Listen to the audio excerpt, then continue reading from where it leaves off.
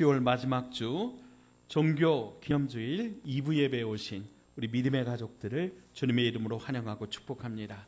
우리 성경책 높이 들고요, 한 목소리로 선포합니다.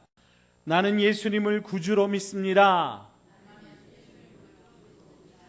나는 구원받았습니다. 나는 이 말씀을 믿습니다. 나는 행복합니다. 아멘. 오늘은 종교 개혁 기념주일입니다. 오늘 종교 개혁 기념주일을 맞이하여 끊임없이 개혁하는 교회라고 하는 제목으로 말씀을 나누겠습니다. 예수님께서 승천하시면서 당신을 따르는 제자들과 무리들에게 교회를 떠나지 말고, 예루살렘을 떠나지 말고 아버지의 약속하신 성령을 기다리라고 말씀하셨습니다. 제자들과 무리들은 이제 예수님의 말씀에 순종하여 예루살렘의 마가의 다락방에 모여서 열심히 기도하다가 오순절에 약속하신 성령을 받게 되었습니다. 그래서 성령의 충만함을 받게 되면서 이 제자 공동체가요, 아주 엄청난 속도로 부흥하게 되었습니다. 여러분이 잘 아시는 것처럼 베드로 사도가 가서 복음을 전가하니까 하루에 3,000명이 주님 앞에 돌아오는 놀라운 역사가 있게 되었습니다. 이것이 바로 예루살렘 초대교회의 탄생입니다. 자, 그런가 하면은 한편 이 교회의 부흥을 막기 위한 사탄의 시험도 시작되었습니다. 그것은 스데반 집사님의 순교로부터 시작이 되었습니다. 스데반 집사님께서 복음을 전하는데 이것을 이제 유대인들이 시기하여 스데반 집사님을 돌로 쳐서 죽이는 이런 일이 있게 되었습니다. 스데반 집사님의 순교 이후에 이제 예루살렘 교회에 대한 아주 무서운 핍박이 주어지게 되었습니다. 훗날 바울이라고 불렸던 사울이 예수 믿는 사람들을 잡으려고 다메섹까지 그렇게 원정 파송되어서 그렇게 예수 믿는 사람들을 잡아 죽이려고 했다고 하는 이 사실을 통해 우리는 당시의 상황이 얼마나 무섭고 얼마나 끔찍했는지를 우리가 이해할 수 있습니다.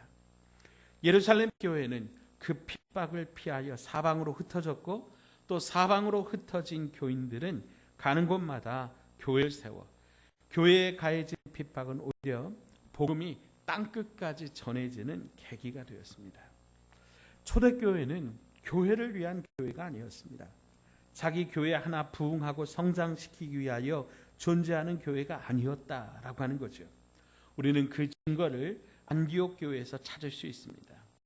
이 안디옥 교회는요, 그 자기 교회가 자리 잡기도 전에 바울과 바나바라고 하는 그 교회에서 가장 훌륭하고 가장 기둥처럼 여기는 가장 소중한 사람을 이제 선교를 위하여, 중요한 정말 하나님의 나라의 확장을 위하여 선교사로 파송할 것을 결의하고 저희들이 이제 바울과 바나바를 선교사로 파송합니다.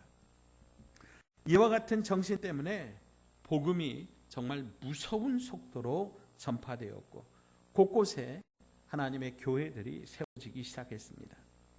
복음이 전해지고 곳곳에 교회가 세워질 때마다 핍박이 있었고 어려움이 있었지만은 복음은 당시 세계의 중심지였던 로마에 전해지면서 이제 온 세상으로 활짝 날개를 피고 전파되기 시작했습니다. 수많은 순교자들이 생겨나게 되었고 교회와 교인들은 그 핍박을 피해 지하, 묘지, 동굴로 숨어들어 생활을 했습니다. 지금도 이제 터키라든가 이 로마의 그런 그 근동에 보면 이제 이런 그런 기독교 유적들을 우리가 찾아볼 수 있었는데요. 자, 그러나 그럼에도 불구하고 기독교는 쇠퇴하지 않았다라고 하는 거죠. 말로 다 할 수 없는 핍박이 약 300년이나 계속됐지만은 기독교는 끈질기게 그 생명력을 이어갑니다. 그러다가 AD 313년에 로마의 콘스탄틴 황제가 기독교를 인정합니다. 단순히 인정하는 것으로 끝나지 않고 로마의 종교로, 로마의 국가 종교로 기독교를 받아들이게 됩니다. 그러면서 이제 교회의 황제가 이제 공식적으로 세상의 황제보다 더 높아지는 그런 일이 일어나게 됩니다. 실제로 이제 세상의 황제들이 로마의 그 교황 앞에 무릎을 꿇는 그런 일이 생기게 되었습니다. 교회가 로마의 국가 종교가 되고 교황의 권력이 세상 황제의 권위와 권력보다 높아지면서부터 아이러니하게도 교회는 오히려 부패하기 시작했습니다. 교회가 세상을 섬기지 않고 세상을 지배하기 시작했습니다. 교회가 세상으로부터 섬김을 받기 시작했습니다. 그리고 교회의 목적이 세상의 섬김이 있지 않고 교회 자체의 세를 늘리는 것에 있게 되었습니다. 교회가 욕심을 갖게 되었습니다.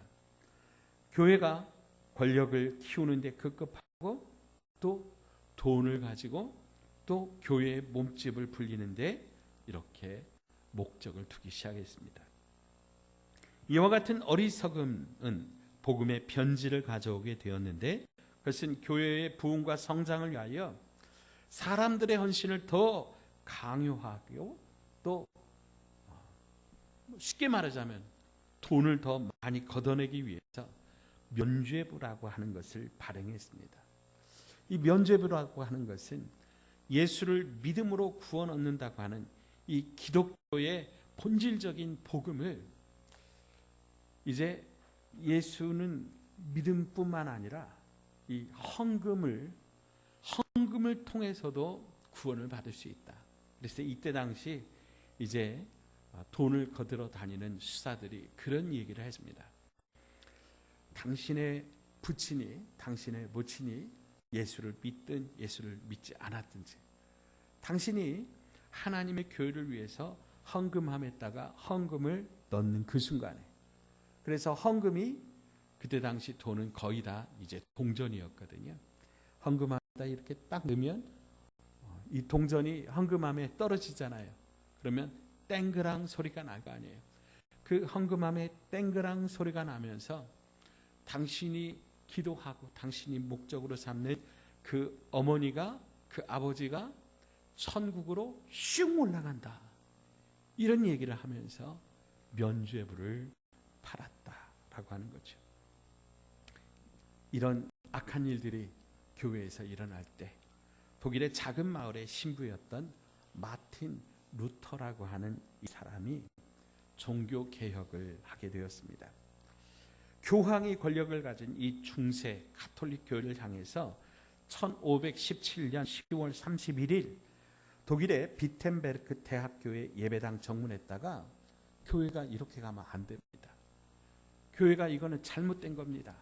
그런 내용을 95개의 내용을 따박따박 적어서 이제 95개의 반박문을 예배당 정문에다가 게시를 한 겁니다. 이것 때문에 이 마틴 루터가 이제 로마의 가톨릭 교회에서 파문을 당했고, 그래서 그때부터 여러분이 아는 것처럼 이제 우리 개혁교회가 출발하게 된 것입니다. 오늘은 바로 그 마틴 루터의 종교 개혁을 기념하는 종교 개혁 주일입니다. 종교 개혁 주일을 맞이하여 우리는 오늘 우리의 모습도 한번 살펴보기를 원합니다. 모든 역사는 우리도 모르는 사이에 반복되기 쉽기 때문입니다. 초대 우리 한국 교회는 하나님의 은혜로 매우 성공적으로 뿌리를 내리게 되었습니다. 여러분 잘 아는 것처럼 우리 한국 교회가 우리 이 조선에 들어올 때, 우리 나라에 들어올 때는 구한말, 참으로 민족의 명운이 바람 앞에, 풍랑 앞에 놓인 그런 시대였습니다. 일본이 강제적으로 우리나라를 집어삼키는 그런 아주 암울한 그림자가 드리우던 그 시절, 우리 교회는 국채 보상 운동을 일으켰고 또 명성황후 시와 같이 정말 나라가 어렵고 정말 위태할 때 교회가 선교사들이 황제를 보호하고 그리고 또 이 수많은 독립투사들의 피난처가 되면서 기독교는 정부와 백성들의 절대적인 신임을 얻게 되었습니다. 특별히 일제강점기인 1907년에 그 캄캄한 역사의 어둠 속에서 평양을 중심으로 민족 대부흥 운동이 일어나서 복음으로 예수로 나라를 살리고자 하는 정말 수많은 하나님의 사람들이 이 땅에서 우리 잘 아는 것처럼 3.1 독립 만세 운동을 일으키면서 기독교가 이 민족의 역사에 자유와 독립의 정신을 불어넣은 생명의 불길이 되었고 오늘날 우리 자유 대한민국의 기틀을 세우는 밑거름이 되었다고 할 수 있습니다. 심지어 여러분 고종 황제께서요 선교사님들에게 기독교를 국교로 하는 것이 어떻겠냐고 그렇게 물으실 만큼 당시 기독교는 정부와 백성들에게 아주 절대적인 신임을 받았다라고 하는 거예요. 그런데 이런 고종 황제의 제안을 선교사님들이 거절했다 그래요. 왜냐하면 중세 앞에서 말씀드린 것처럼 로마의 종교가 기독교가 되면서 교회가 얼마나 타락했던 것을 이 교회사를 통해서 선교사님들이 배웠기 때문에 기독교가 한국의 국가 종교가 되는 것을 반대했다라고 하는 거죠. 만일 그때 선교사님들이 고종 황제의 제안을 받아들여서 기독교가 우리 한국의 국가 종교가 되었다면 어쩌면 우리 교회는 이 중세 교회의 오류를 그대로 답습하여 참으로 좀 비참한 그런 몰골이 되었을지도 모르겠습니다. 많은 사람들은 실패를 두려워하지만 실패보다 더 두려워할 것이 있습니다. 그것은 바로 성공입니다. 우리 한국 기독교 교회는 정말 세계에 유례없는 성공을 이루었고 여러분 잘 아신 것처럼 우리 5천만 중에 1,000만이 이제 이 카톨릭과 개혁교를 포함한 그런 기독교인이라고 그렇게 이야기를 합니다. 그런데 여러분 우리가 이때 우리가 조심해야 됩니다. 실패하여 넘어지는 사람보다 성공한 후에 넘어지는 사람들이 훨씬 더 많고 그 넘어짐의 강도가 심하기 때문입니다. 그래서 예수님께서 말씀하셨습니다. 선줄로 생각하는 자는 넘어질까 조심하라. 이것은 곧 우리 한국 교회와 특별히 우리 한국의 성도들에게도 주시는 말씀입니다. 우리 한국 교회가 이처럼 정말 어마어마한 부흥을 이루고 세계에 유례없는 그런 부흥의 역사를 이뤘지만은 사실 한국 대부분의 많은 교회는 100명 미만의 개척교회 수준인 교회들이 정말로 많다라고 하는 거예요. 그러나 반면에 수천, 수만, 심지어는 수십만 명이 모이는 대형 교회들도 있습니다. 교회 성장은 성도와 목회자들의 꿈입니다. 저도요, 솔직하게 말씀드려서 우리 번성하는 교회가 부흥하기를 원합니다. 여러분 그렇지 않습니까? 100명, 200명, 300명, 500명, 1000명, 10,000명 모이는 그런 교회가 되기를 꿈꾸고 소망합니다. 여러분 그런 꿈 없으세요? 저는 그것을 위해서 기도합니다. 그런데 여러분 이 교회 성장이 교회에 꼭 좋은 것만은 아니다라고 하는 거죠. 교회의 지나친 성장이 오히려 교회의 해가 될 수도 있습니다. 우리는 그 증거를 앞에서 말씀드린 중세 교회의 역사에서 배울 수 있습니다. 교회의 성장이 교회 안에 권력을 만들어내고 그 권력이 교회를 오만하게 하고 교만하게 하기 때문입니다. 그리고 그와 같은 교회의 오만함이 세상에 부정적인 영향을 끼쳐서 기독교에 대한 반감을 일으키게 되고 그에 대한 이 세상의 반감이 교회를 점점 더 무너지게 하는 요인이 된다. 된다라고 하는 거죠. 지금 한국에 일어난 안티 기독교 현상은 어쩌면 당연한 것이다 라고 하는 거죠. 오늘 우리 장로님 기도하셨는데 우리 교단 총회가 포함된 한국교회연합회가 포괄적 차별금지법 반대 집회를 합니다. 각 교회에서 주일 일부 예배를 드리고 광화문 광장에 모여서 함께 나라와 민족을 위해서 기도하고, 특별히 이 포괄적 차별금지법이 제정되지 않도록 반대하자, 그런 취지의 모임입니다. 참 안타깝게도 긍정적 시각보다 부정적 시각이 많은 것도 사실입니다. 왜 한국 교회가 이야기를 하고 성도가 이야기를 하는데 세상 사람들이 부정적으로 보느냐라고 하는 것이죠. 예수님은 오늘 우리가 함께 읽은 본문 말씀에서 새 포도주는 언제나 새 부대에 담아야 한다, 이렇게 말씀하셨습니다. 새 포도주는 계속 발효가 되기 때문에 이 낡은 부대는 그 힘을 감당하지 못해서 터지고 맙니다. 복음은 새 포도주와 같다라고 하는 거죠. 복음은 언제나 새 포도주처럼 끊임없이 발효합니다. 그래서 끓어오른다라고 하는 거예요. 그래서 그 복음을 감당하는 교회는 언제나 새 부대와 같아야 됩니다. 성공과 성장에 안주하지 말고 날마다 자기 자신을 개혁하고 날마다 자기 자신을 바꾸어 나가야 한다라고 하는 거죠. 그렇지 못하면 마치 이 포도주 부대가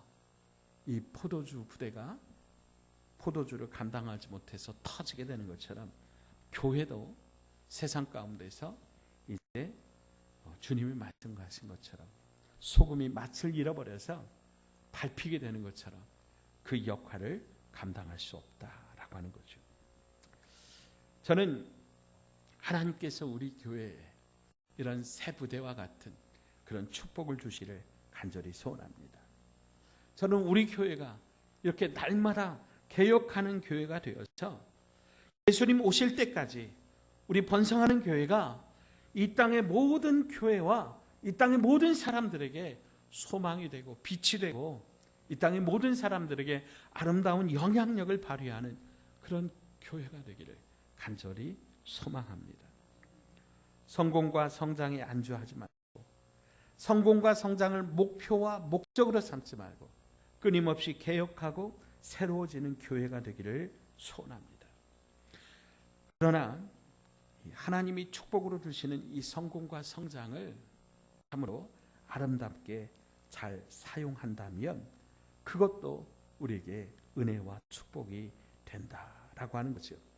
마치 사도 바울이 로마의 시민권을 주님을 위하여 사용하여서 그 시민권을 통해서 결국 로마에 입성하고 로마의 복음을 전하고 로마에서 하나님의 나라의 기틀을 다진 것처럼 우리 교회에 주어진 성공과 성장의 좋은 이런 동력들이 우리 교회를 통해서 이 아중리와 전주와 또 이 세계 복음화에 있어서 좋은 동력으로 아름답게 사용된다면 저는 그것도 너무나 좋다라고 생각을 합니다. 그래서 여러분, 저는 우리 교회가 부흥하기를 소망합니다. 우리 교회 부흥의 역사가 나타나고 교회가 성도들이 많이 모이는 것을 소망합니다. 그런데 그것보다 더 소중한 것은 우리 안에 질적인 개혁이 일어나는 겁니다. 질적인 부흥이 일어나는 겁니다. 우리 한 사람 한 사람이 하나님 앞에서 하나님 앞에 믿음으로 바로 서는 것입니다. 성공과 성장을 궁극적인 목적인 줄 알고 집착하면 교회든 성도든 어리석어집니다. 그리고 부패하게 됩니다. 그리고 그 성공과 성장이 그가 망하는 원동력이 된다, 이유가 된다라고 하는 거죠. 많은 사람들이 성공에 집착합니다. 그것을 잃어버릴까 봐 노심초사합니다. 그래서 불안하고 늘 불행합니다. 사랑하는 여러분, 저와 여러분은 그런 사람이 되지 않기를 주의 이름으로 축복합니다. 성공한 사람들이 제일 싫어하는 것이 무엇인지 여러분 아십니까? 그것은 개혁입니다. 성공한 사람들이 제일 좋아하는 것이 무엇인지 아십니까? 그것은 보수입니다. 저들은 보수를 이야기하지만 사실은 진리를 보수하려고 하는 것이 아니라 자기들의 성공적인 삶과 그 자리를 지키려고 하는 것입니다. 그러면서 저들이 몰락하고 추해지고 불행해지는 겁니다. 그것은 진보주의자들도 마찬가지입니다. 많은 진보주의자들이 말하는 개혁은 진리를 위한 개혁이기보다는 사실은 자기의 성공을 위한 자리인 경우가 많습니다. 즉 진보와 보수가 말하는 이 대부분의 사람들이 말하는 개혁은 진정한 의미의 개혁이라기보다는 자기가 성공하기 위한 그런 통로, 그런 말이라고 하는 것이죠. 그래서 엄밀한 의미에서 보면 진보주의자도 보수주의자도 결국은 다 보수입니다. 얼마나 자기의 생각과 자리와 사상에 집착하고 그것을 지키기 위해 또 출세하기 위해서 애쓰는지 모릅니다. 그래서 진보도 개혁해야 되고 보수도 개혁해야 합니다. 진보주의자나 보수주의자나 서로도 자기를 잘 개혁하려고 힘쓰다 보면 결국 만나게 되는 중간 지점이 있을 텐데 바로 그것이 어쩌면 우리가 말하는 개혁일 것입니다. 하나님이 크게 그리고 귀하게 쓰시는 사람들을 보면 끊임없이 자기를 개혁하는 사람들이었습니다. 믿음의 조상 아브라함은 75세 때 본토와 친척과 아버지의 집을 떠나 가나안 땅으로 갔습니다. 조상 대대 내려온 성공과 안정을 지키려 하지 않았습니다. 거기 머물려고 하지 않았습니다. 거기 집착하지 않았습니다. 아브라함은 본토와 친척과 아버지의 집을 자기 삶의 궁극적인 목적으로 삼지 않았고 하나님께서 가르쳐 주시는 그것, 하나님께서 가르쳐 주시는 그 가야 할 방향, 그곳을 따라갔습니다. 사도 바울은 생명을 걸고 예수를 믿었던 사람입니다. 누구보다 예수를 잘 믿었습니다. 그러나 그는 스스로 다 이루었다, 만족한다 생각하지 않았습니다. 그래서 그는 뒤의 것은 잊어버리고 표를 향하여 달려간다. 그는 날마다 나는 죽노라 라고 말하면서 끊임없이 자기를 개혁하는 사람이었습니다. 우리가 잘 아는 갈렙은 자리 펴고 누워 있어야 80대의 나이에 이 산지를 내게 주소서, 그날에 약속하신 이 산지를 내게 주시면 내가 달려가 그 땅을 차지하겠다고 믿음으로 선포하고 나아갔던 위대한 하나님의 사람이었습니다. 저들은 모두 끊임없이 자기를 개혁했습니다. 자기인 성취한 성공의 자리에 안주하려고 하지 않았고 그 때문에 부패하지도 않았고 그것들을 잘 사용해서 끊임없이 새로워지고 자기뿐만 아니라 하나님의 나라를 새롭게 하는 하나님의 사람들이었습니다. 결과적으로 중세 교회가 로마의 그 국가 종교가 된 것은 축복이 아니었습니다. 오늘날 우리 한국 교회의 많은 대형 교회들이 성장과 성공은 결과적으로 우리 한국과 한국 교회의 축복이 되지 못하고 있습니다. 성장과 성공에 발목 잡혀 교회의 진정한 사명을 잃어버렸기 때문입니다. 그것이 무엇입니까? 끊임없이 새로워지는 사명, 곧 개혁입니다. 이 개혁교회를 영어로 Reformed Church라고 합니다. 리폼이라고 하는 말을 여러분 아십니까? 우리 아이들이 이제 학교에 입학하게 되면 교복을 사지 않습니까? 근데 이 교복이 1학년이 지나고 2학년이 지나고 3학년 때가 되면 작아져요. 그럼 어떻게 해야 됩니까? 뭐 돈이 많으면 새로 사주면 되지만 그러나 수선집에 가서 조금 더 여유 있게 이 리폼을 합니다. 새롭게 틀을 짜는 거예요. 가톨릭 교회가 복음이 변질되고 무엇으로 구원받는지를 잊어버리고 교회가 세상을 섬기고 성도를 섬기고 하나님의 나라를 이 땅 가운데 실현시키는 것에는 관심이 없고 자기들의 배만 불리는 그런 잘못된 길로 걸어갈 때에 아니다. 그 길이 아니다.